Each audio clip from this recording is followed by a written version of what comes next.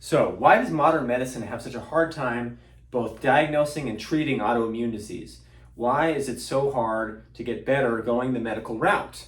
Okay, because chances are if you're watching this video, you're not doing well. Maybe you've gone the medical route and haven't seen results, the results that you wanted, maybe the results that you anticipated or were promised by your doctor, right? We're gonna go over why that is. And this is not to rag on medical doctors. They're all mostly well-intentioned people, right? Every profession's got bad apples, of course, but they're well-intentioned people. They want to help you, but we're going to go into why the tools that they have at their disposal aren't the best for autoimmune disease and often other chronic diseases as well, okay? And so the medical model is based on this idea that the symptoms are the problem, right? That if you've got pain in your hands, that's the problem, and we have to make that go away. We have to suppress that, okay? And so the way that they do that is two primary methods, okay? So number one is drugs, okay? They use pharmaceutical drugs and biologic drugs to treat disease, okay? And the thing is, these drugs treat the symptoms of the disease. The pain medication doesn't treat the root cause of the pain, it just numbs the pain, okay? The thyroid medication doesn't treat the fact that your immune system's attacking your thyroid, that your thyroid's toxic and it's underproducing thyroid hormone. What it does is it just gives you artificial thyroid hormone in place of the thyroid hormone that you're not producing. So it covers up the symptom, okay? It doesn't treat the root cause. You look at something like an autoimmune disease and they want to put you on a biologic drug. This is an immune suppressant drug. You think, aha, they found the root cause, right? My immune system is attacking my joints, or my immune system is attacking my colon, or my immune system is attacking my nervous system. And we're going to suppress my immune system, and that way the immune system won't attack me anymore, I won't have symptoms anymore, and I'll be healthy, right? But there's one problem. I think we learned that over the last 5 years with COVID, is that you kind of need your immune system, right? So now you've dropped this atom bomb on your system, you suppressed your immune system, and it becomes like whack-a-mole, because maybe now your ulcerative colitis symptoms go away, but now you're getting all these infections, right? A lot of these biologic drugs that suppress the immune system have black box warnings for cancer, right? Because on a long enough timeline of your immune system being suppressed, it can't fight off cancer, because cancer can happen in your body, and when it does, most of the time, your immune system fights it off. But if you're immune suppressed, that can't happen, right? And so these drugs that are well-intentioned, oh, your immune system must be the root cause of the problem. Well, no, because if you turned it off, you wouldn't have any other health problems. What's causing the immune system to go haywire and attack your joints or attack your colon? Well, it turns out it's toxicity, right? But these drugs only work at a symptom level, okay? And what they do is they shut off symptoms, okay? And when you shut off a biological process in the body, well, the body's complex. You can't just affect one system and nothing else, right? You're going to affect other systems. And that's when you have what are called side effects, okay? The pain medication makes it hard for you to poop, okay? The antihistamine makes you drowsy, okay? The biologic drug makes you prone to infection, makes you prone to cancer. You hear it on every drug ad, right? Like side effects may include, the antidepressant can make you more depressed, okay? Can make you suicidal, right? This is because you're interfering with a symptom in the body, but not treating the root cause. And so you're just basically turning off one process in the body, and it may cause the symptom to go away, but it doesn't get rid of the root cause, and it causes other problems elsewhere, because the body is an interdependent, interconnected being, okay? Network of many things going on. All right, so drugs, and here's the other thing. If you even look at the studies on these biologic drugs, it's something like 1 in 4 people actually have a therapeutic effect. So then what happens? Well, they put you on drug from drug to drug to drug, right? It's like, okay, Humira isn't working, we'll put you on Enbrel, right? Enbrel's not working, we'll put you on Taltz. And Taltz isn't working, we'll put you on Actemra, right? And it can be like this musical chairs where it's like one of them works for a few years, then it stops working, then got to put you on another one, right? Put you on another one. And each one's got its own, maybe one they put you on, like it kind of works, but it also has side effects, so you don't want to be on it, right? And so it's this whack-a-mole game of musical chairs with the drugs, okay?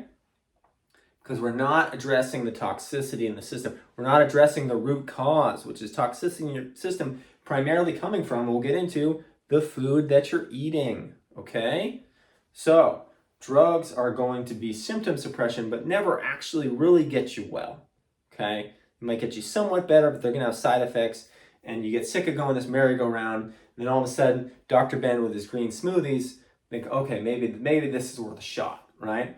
Okay, so then the other tool that they have at their disposal is surgery, right? It's essentially, there's a part of your body that isn't working right, and we are going to cut it out, okay? It's like addition by subtraction, all right? Gallbladder's acting up, it's got stones in it, cut it out, okay? Like Uncle Joey from Full House. Appendix is inflamed, cut it out, all right?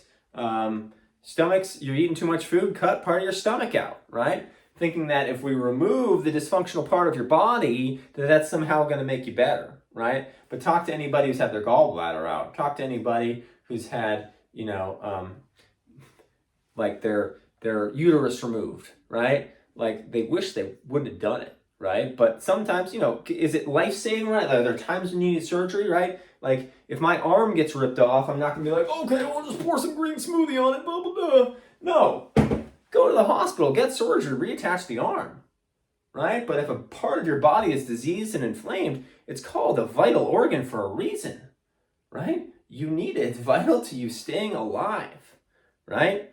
And so we have these methods that we can either suppress the symptom with drugs or we can just cut it out entirely with surgery, right? But that's either way, you're damaging the body in an attempt to make it healthier, right? Like this is a no-win scenario, okay? Are there times when drugs can be life-saving in acute situations? Surgeries can be life-saving? Absolutely, right?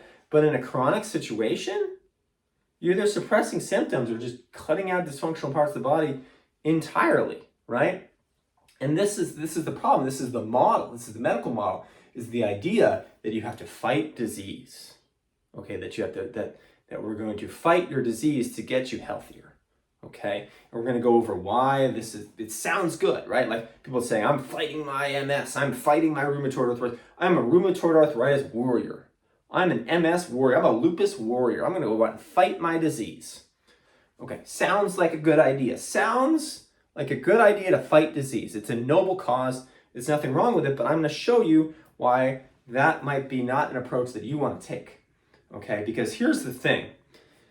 If you heard the phrase that what you resist persists, right? What you focus on grows, even if it's the negative.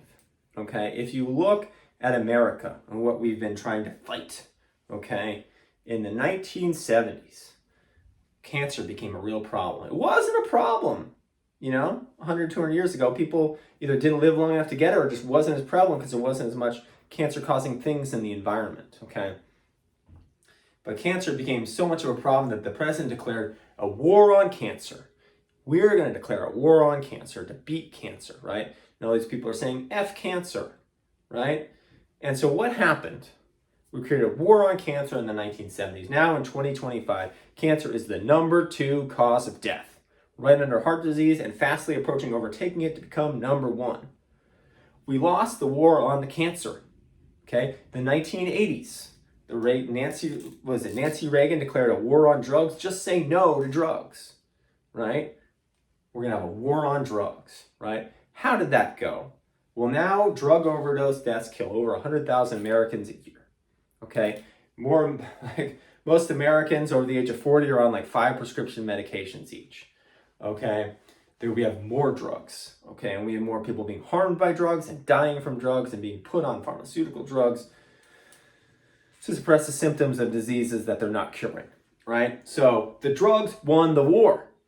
Okay, 2000s after 9/11, we quit a war on terror. Right? Do we have less terror? No.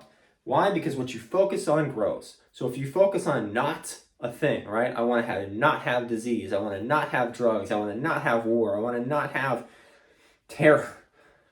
The brain doesn't understand the negative. It just hears the terror, the drugs, the disease, the cancer, right? And so Instead of trying to destroy or fight what you don't want, what you focus on grows. So focus on creating what you do want. All right? This is why the name of my book is Create Health. This is why there's a section called The Foods That Create Health. Okay? Because you want to focus on what you want to create. So instead of fighting disease, you want to focus on creating health. Because fighting disease will only lead to more of it, right? You get put on an immune suppressant drug, and now you got infections, you got coughs, colds, maybe cancers, right? You fight disease, you just get more disease, right? But if you focus on creating health, if you do the actions, if you eat the foods that create health, you're going to create so much health that disease is not going to be a problem, okay? Think of it this way. If you cut your hand, it heals, right? Okay? But if you rub salt and dirt into the wound, okay, what's going to happen? Well, it's not going to heal, right? Or it's going to heal slower, right? You're picking at the scab and you're messing it, you're getting dirt and sand in there. It's like it's getting infected, it's getting worse, right? But if you just let it be, you don't do anything to it, it heals, right? Now also, conversely, if you think about it this way, if you put a Band-Aid on the cut, it heals faster, right? Well, that's interesting, right? Have you ever cut your knee, gotten a scrape on your knee, maybe when you were a kid, and you put a Band-Aid on, and then a few days later you took the Band-Aid off and the knee was all healed? Did you ever pull off the Band-Aid and just look at it and marvel at it and go, wow, Band-Aid, you healed me. Thank you for saving me, Band-Aid. No, that's absurd and ridiculous, right? But why did you put the Band-Aid on if it didn't have any healing properties? What did the Band-Aid do? Okay?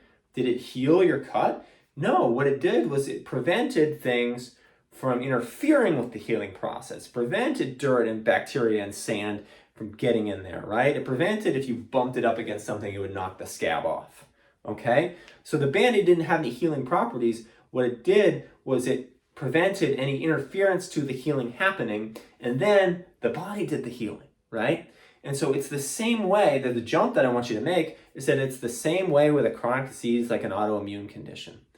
That what you don't need to actually, the body can heal it, you just need to stop causing it, okay? You just need to stop contributing to it. You need to get out of the body's way, right? By getting rid of the things that cause disease, which we'll go to in the next class, 3 foods that cause disease, okay? You need to get rid of these, right? And replace them with the foods that create health, which we'll get into the class after that, okay? And then the body no longer is inhibited in its healing process, and it can begin to heal itself.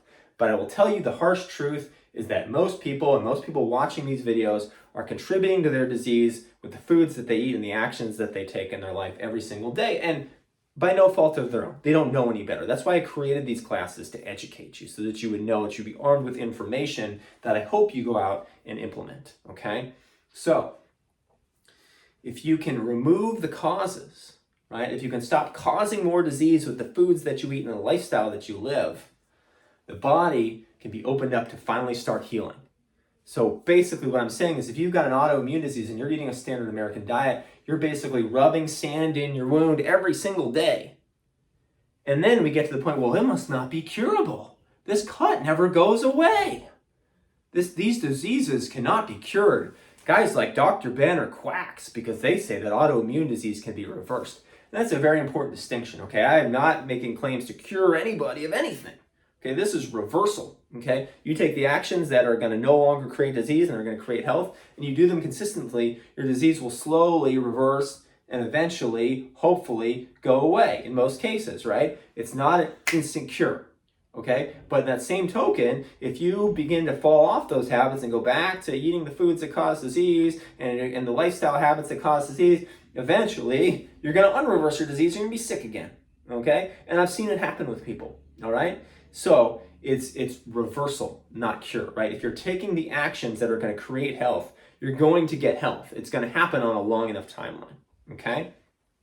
So the key here is to not try to fight the disease, but to simply get out of the body's way, give it the conditions it needs so that its self-healing properties, abilities, powers, whatever you want to call it, can actually function, right? Because if you eat a standard American diet, like I said, you're basically the person with a cut on their hand rubbing salt and sand into it every day, and it's getting infected, and you're going, oh, it must not be curable, okay? So it's the same way with autoimmune disease. So, moral of the story, the medical model of drugs and surgery, symptom prevention and symptom suppression, cutting things out is not a full fix, right? Because we're fighting the disease. If you want results, you have to focus on creating health, right? So I'm going to show you in the next video the foods that you're eating that are creating disease, and in the video after that, I'm going to show you the foods that you can eat to create health, okay? Because healing is possible. And in the last video, we'll get into a bunch of case studies of people that I've worked with who have healed all things: rheumatoid arthritis, Sjogren's, lupus, multiple sclerosis, ulcerative colitis, pemphigoid bullous. The list goes on. We'll get into all those juicy stories last, so stick around for that. Next up is going to be the 3 foods that create disease.